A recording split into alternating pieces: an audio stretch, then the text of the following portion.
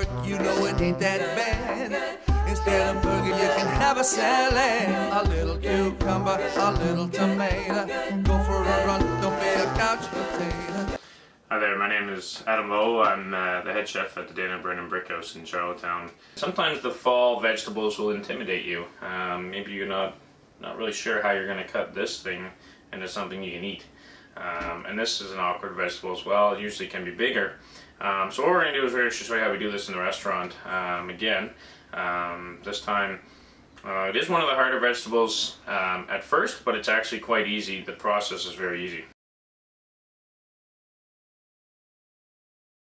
So for the turnip, essentially it's a round vegetable, so again we don't have a lot of stability. As you can see, the flatter sides of the top and the bottom. And similar to an onion, we're going to cut the ends off to get it started so that we have a flat surface to work with. Again, I'd like to stress that whenever you're cutting any type of vegetables at home, you always want to curl your fingers. So we're going to start with the end. So we don't really need to take off a whole lot here. We just need enough to give it a flat surface. So when you're working with your knife, even though I'm not cutting directly with I'm not chopping, for example, I'm still always curling my fingers. You can see it's coming off the side of my fingers here. Just in case I were to ever turn my blade, I'm still protecting my fingers. And this is the same process if you want to peel an apple or anything that, or even the butternut squash, anything that's got a peel that you need to peel away. You can even cut an orange the same way. Essentially, if we could, we would just peel off the turnip. But we can't do that, so we're going to do that with our knife. And all we're going to do is we're going to start from the top in this case, and we're actually going to work our way around the turnip. And that's how we're going to peel off. And you just got to work around. If your knife comes off like that, don't worry. It's going to happen. Just start again right from where you fell off. Some people like to actually cut off the top first, the top part, and then bring it down. And you're essentially just going to peel away, just like you would be with your fingers again with an orange. You're just going to peel away that peel, or the outside. Alright, so, and when you come here, you can see I didn't go all the way down, but you can. All you got to do is just set it down now, because it's easy, because you're down to that last piece, those last few pieces. You can just cut it off there.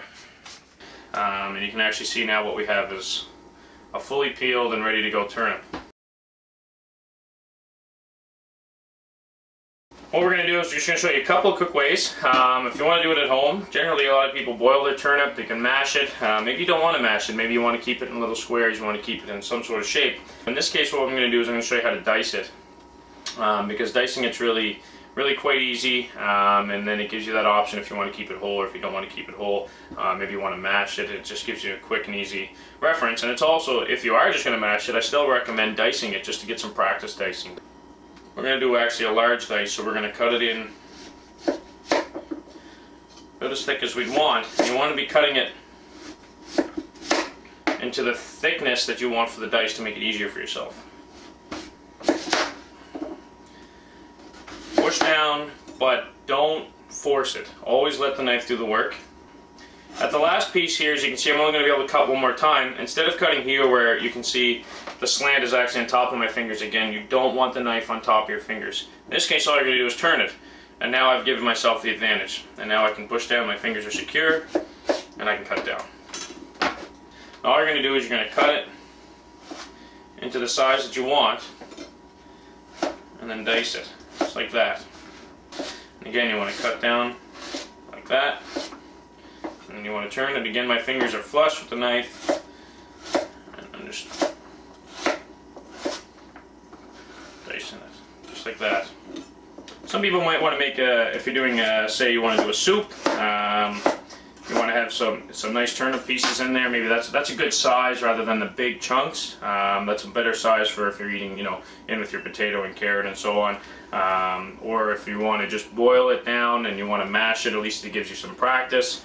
And even some people will just put it in a in a casserole, sometimes even a stir fry. Just depends on how you want to use it. But this gives you the basic idea, and then you can change the size how you wish. Healthy eating for the whole